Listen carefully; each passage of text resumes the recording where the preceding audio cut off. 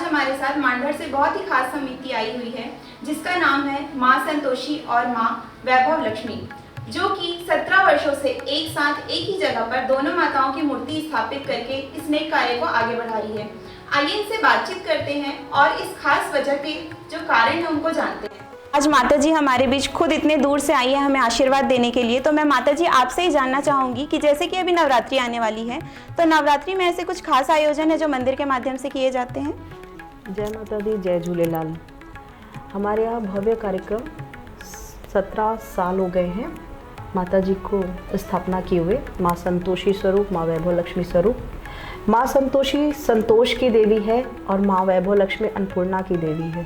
तो मेरी इच्छा थी कि दोनों माताओं का साथ विराजमान किया जाए, इसलिए दोनों माताओं की एक साथ हम पूजा करते हैं। नवरात्रि बड़े ही भव्य रूप से मनाते हैं, चाहे चैत्र पर्व हो चाहे शारदीय नवरात्रि हो। 9 दिन माता की चौकी सजती है भव्य रूप से।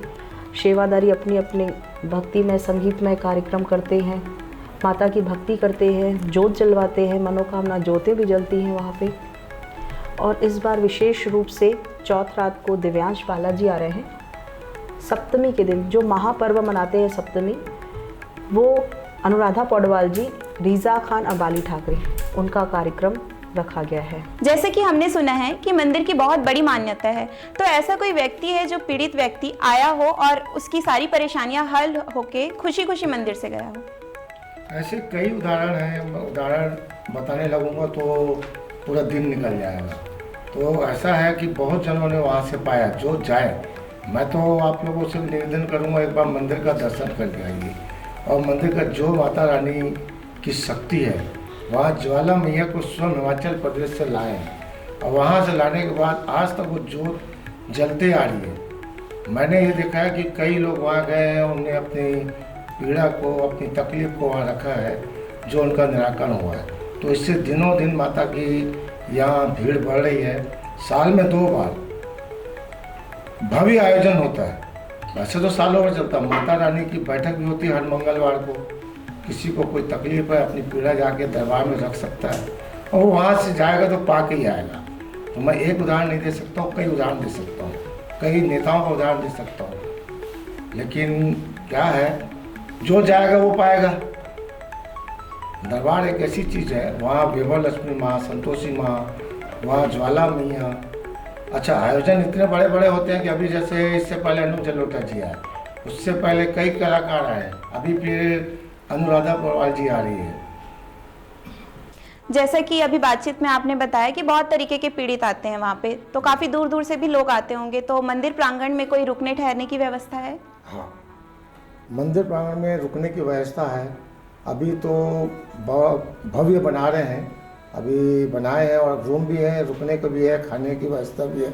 सुबह चाय नाश्ता, दोपहर का खाना, रात का खाना, ये व्यवस्था मंदिर की समिति द्वारा किया जाता है।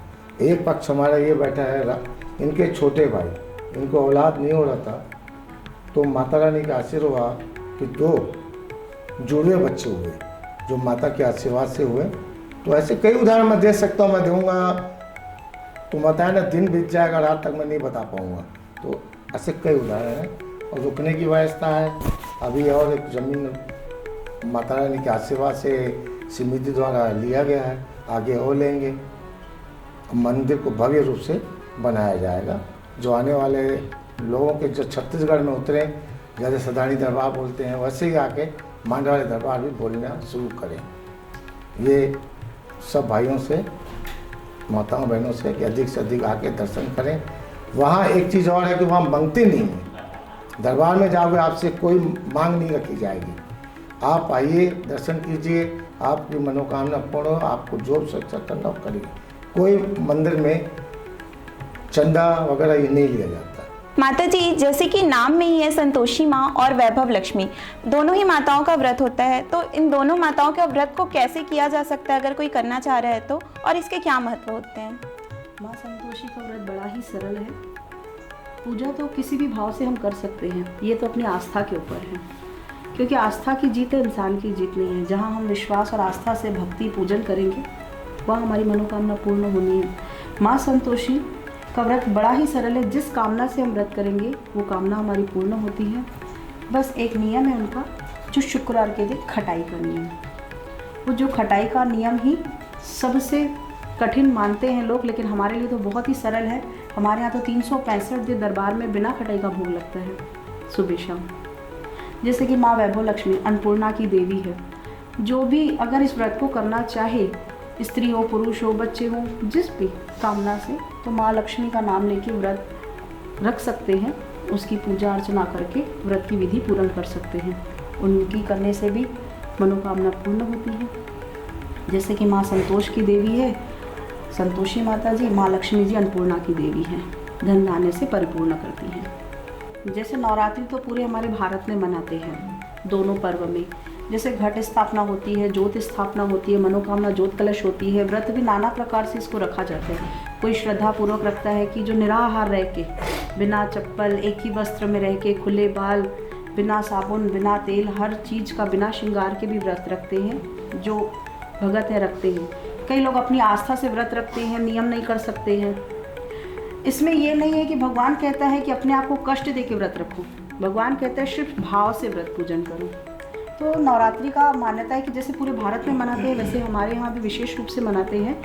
लेकिन मैं ये व्रत को अपने नियम के अनुसार मनाती हूँ। अब माता जी का रूप है तो श्रृंगार के साथ, लेकिन नियम पालन, चप्पल, कंघी, तेल, साबुन, इन चीज़ों को वर्जित करते हैं।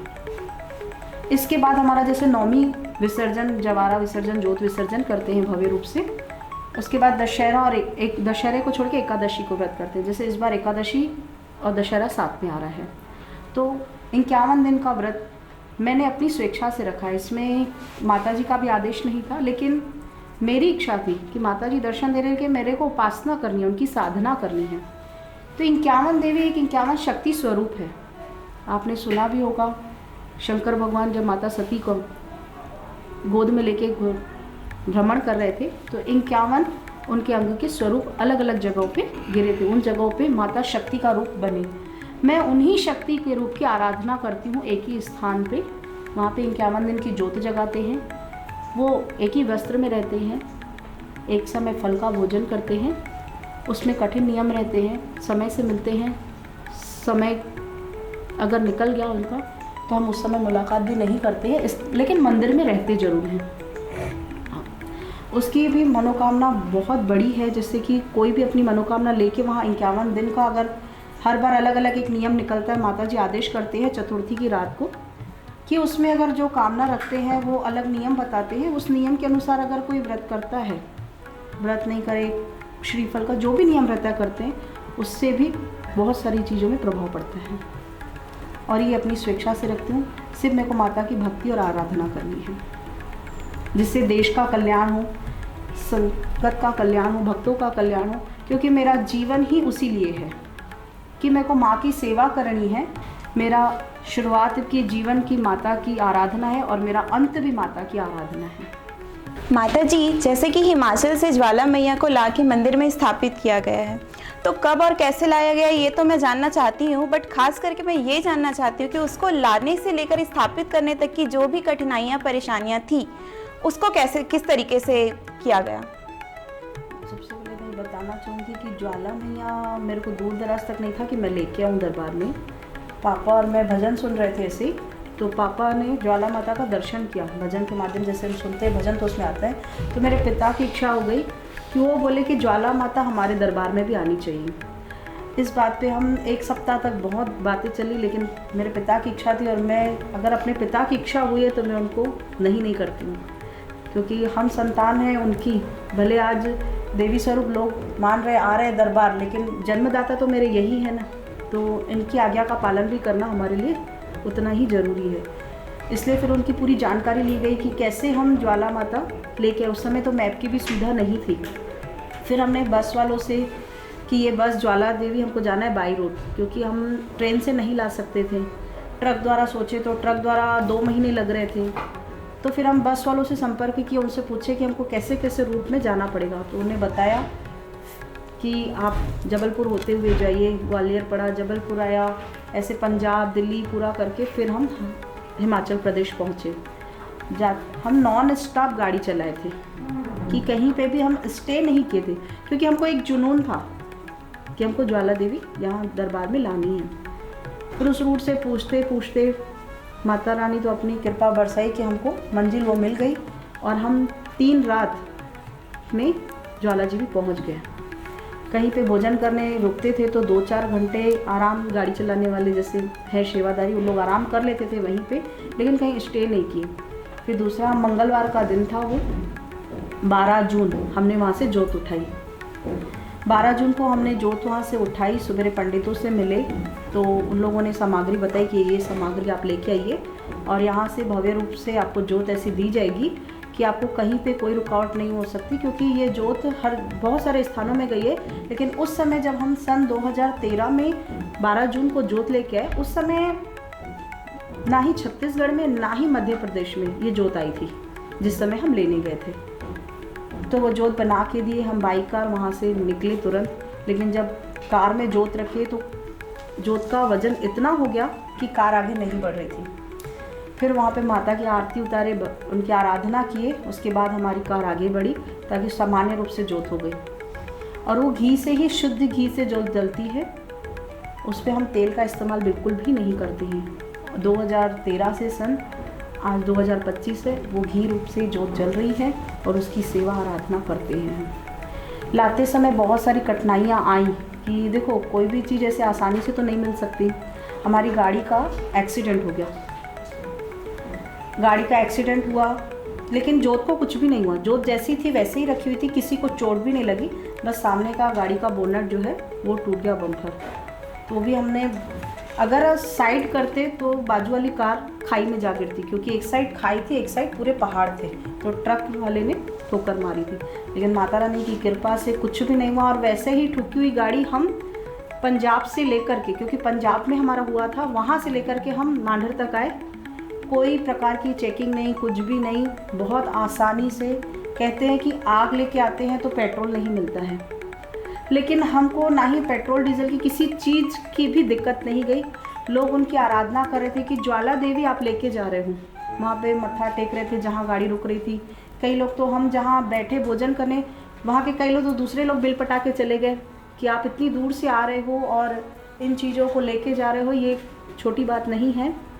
और वहाँ से हमारे पास देखने के लिए भी आए थे, दिल्ली से, वहाँ से जो टकराए थे, जो लोगों ने यानी कि वहाँ पे बिल पटाया कि हम माता जी भोजन कर रहे हैं और ये सब चीज़ें, तो वो लोग 2 महीना रख के फिर ज्वाला जी का दर्शन करने भी आए थे। और देख के उन लोगों को बहुत ज़्यादा खुशी हुई थी। कहीं पे भी हमको किसी भी चीज़ की बाद में समस्या नहीं गई। और आज भी माता रानी की कृपा से वो जोत प्रज्वलित है और ये अंत तक प्रज्वलित रहेगी। सर्वप्रथम मैं आपके श्री चरणों में नमन वंदन करता हूँ और आपका आगमन हुआ श्रम बिंदु परिवार आपका स्वागत अभिनंदन करता है। हम अत्यंत सौभाग्यशाली हैं, आप हमारे स्टूडियो में आए, हमारे भाग्य खुले। नमन वंदन। जय माता दी, जय झूलेलाल। हम माता रानी से यही अरदास करेंगे कि ये श्रमिक बिंदु बहुत ही आगे जाए। माता रानी की कृपा इस श्रमिक बिंदु पर हमेशा बनी रहे। जय माता दी, जय झूलेलाल।